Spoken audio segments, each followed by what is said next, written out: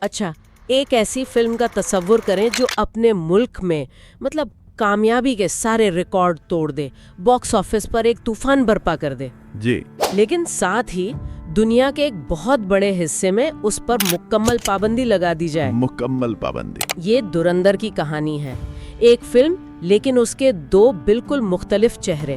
آج ہم اسی کو ذرا گہرائی سے سمجھنے کی کوشش کریں گے۔ اور یہ صرف ایک فلمی تنازع نہیں ہے، یہ ایک بہت دلچسپ معاملہ ہے، تجارتی کامیابی کا، سیاسی حساسیت کا اور ثقافتی نمائندگی کا بھی۔ ہاں، اس میں خلیجی ممالک کی میڈیا پالیسی بھی شامل ہے، اور یہ سوال بھی کہ جب آپ اپنی کہانیاں خود نہیں سناتے تو پھر کیا ہوتا ہے؟ بالکل۔ اور اس کو سمجھنے کے لیے ہمارے پاس جو مواد ہے وہ بھی کافی متنوع ہے۔ باکس آفس کے نمبرز ہیں، بھارت اور پاکستان کی میڈیا رپورٹس ہیں، متحدہ عرب امارات کے سوشل میڈیا پر جو باتیں ہوئیں وہ بھی ہیں، جی، اور یہاں تک کہ سعودی عرب میں فلمی سینسرشپ پر ایک تحقیقی مقالہ بھی ہے جو شاید اس پابندی کے پیچھے کی منطق کو سمجھنے میں ہماری مدد کرے۔ ہمارا مقصد صرف یہ بتانا نہیں کہ کیا ہوا، ہمارا مقصد یہ سمجھنا ہے کہ ایسا کیوں ہوا، یہ فلم اتنی بڑی ہٹ کیوں بنی، اور اس پر پابندی کیوں لگی۔ بالکل، اور اس کہانی کے دونوں اطراف کیا کہہ رہے ہیں۔ یہ ایک تضاد کی کہانی ہے اور ہم اسی تضاد کی تہہ تک جائیں گے۔ اچھا، تو اس فلم کے بارے میں سب سے حیران کن بات یہی ہے کہ کامیابی اور تنازع ایک ساتھ چل رہے ہیں۔ تو یہ سمجھنے کے لیے کہ پابندی کیوں لگی، ہمیں پہلے یہ دیکھنا ہوگا کہ یہ اتنی بڑی ہٹ کیوں ہوئی۔ جی، لیکن اس کی کامیابی کا راز وہ اس کے ہدایت کار آدتیہ دھر کے انداز میں چھپا ہے۔ اچھا، یہ وہی آدتیہ دھر ہیں جنہوں نے اڑی بنائی تھی، اڑی دی سرجیکل اسٹرائک اور آرٹیکل 370۔ بالکل، تو ایک پیٹرن نظر آتا ہے۔ ہاں، ایک واضح پیٹرن ہے۔ آدتیہ دھر کا ایک خاص فارمولا ہے، وہ حقیقی، حساس سیاسی اور فوجی واقعات کو لیتے ہیں اور انہیں ایک زبردست قوم پرستانہ ایکشن فلم میں ڈھال دیتے ہیں۔ بالکل، یہ فارمولا بھارتی باکس آفس پر تو سونے کی کان ہے، لیکن یہی فارمولا خلیجی ممالک جیسے حساس سیاسی ماحول میں ایک بارودی سرنگ بھی ثابت ہوتا ہے۔ اور دھرندر اسی فارمولے کی ایک کڑی لگتی ہے۔ کہانی ایک بھارتی جاسوس کے گرد گھومتی ہے، رنویر سنگھ کا کردار ہے، جی، جسے کراچی کے لیاری علاقے میں بھیجا جاتا ہے۔ ہاں، ایک دہشت گردی کے نیٹ ورک کو ختم کرنے کے لیے۔ کہانی بظاہر فرضی ہے، لیکن اسے حقیقی واقعات سے جوڑا گیا ہے، جیسے ماضی میں ہوئے طیاروں کے اغوا اور وہ دہشت گرد حملے۔ اور دیکھیں، یہیں سے مسئلہ شروع ہوتا ہے۔ آپ ایک مقامی بہت ہی پیچیدہ مسئلے کو لیتے ہیں، مطلب لیاری کی گینگ وار، اور اسے بین الاقوامی دہشت گردی اور بھارت پاکستان دشمنی کے ایک بڑے کینوس پر پینٹ کر دیتے ہیں۔ اچھا، جو چیز بھارت میں فلم کی کامیابی کی وجہ بنی، یعنی ایک واضح دشمن پر مبنی کہانی، وہی خلیج میں اس پر پابندی کا سبب بن گئی۔ یہ ایک ہی سکے کے دو رخ ہیں۔ اور یہ پابندی بھی کوئی چھوٹی موٹی نہیں تھی۔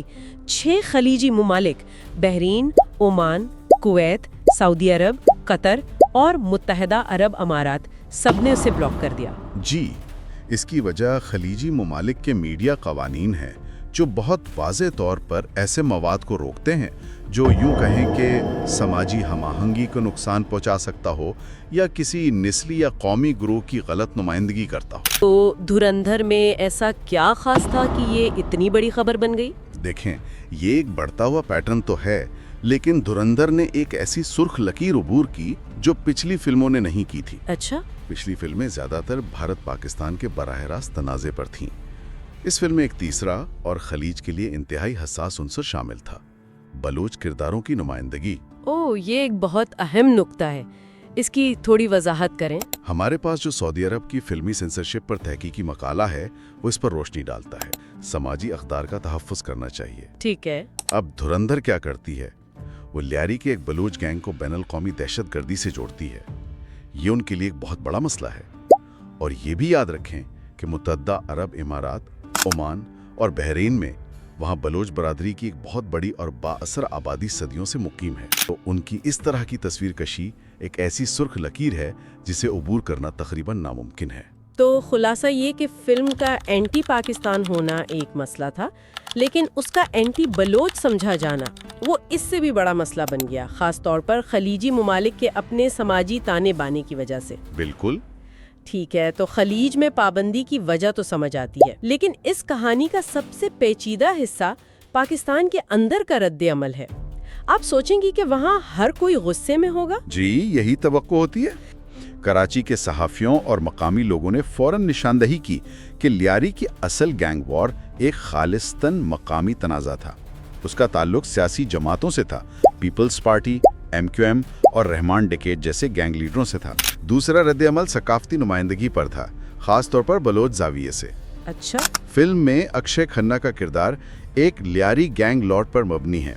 कुछ बलोच नाजरीन ने इस बात को सराहा कि अदाकारों ने बलोची अल्फाज का तलफ़्फ़ुज़ ठीक करने की कोशिश की, लेकिन बहुत से लोगों के लिए ये अपनी सकाफत की तौहीन थी। इस पूरे गुफ्तगू के बाद मेरे जहन में एक आखिरी सवाल उभर रहा है। जी। इस बात को मद्देनज़र रखते हुए कि पाकिस्तान के अपने फिल्मसाज लियारी जैसी जगहों की पेचीदा तारीख पर फिल्म बनाने से हिचकिचाते रहे हैं, क्या एक बैरूनी, चाहे वो मसख़ शुदाई क्यों ना हो, तस्वीर कशी एक ऐसी गुफ्तगू को जन्म देने पर मजबूर करती है जो शायद दूसरी सूरत में कभी ना होती? ये एक बेहतरीन नुक्ता है। बाज़ औक़ात एक बैरूनी झटका ही आपको अपनी हकीकत का सामना करने पर मजबूर करता है। और इससे जुड़ा एक और सवाल ये है कि जैसे जैसे स्ट्रीमिंग प्लेटफॉर्म्स, नेटफ्लिक्स, अमेज़न ऐसी फिल्मों को सिनेमा की पाबंदियों से कतई नज़र दुनिया भर में हर घर तक पहुंचा रहे हैं, हाँ, तो क्या इस किस्म की इलाकाई सेंसरशिप वक्त के साथ गैर मुअस्सर हो जाएगी? क्या ये एक पुराने दौर की आखिरी कोशिश है, एक ऐसी दुनिया में जहां मवाद की कोई सरहद नहीं रही? ये वो सवाल है जिसका जवाब आने वाला वक्त देगा।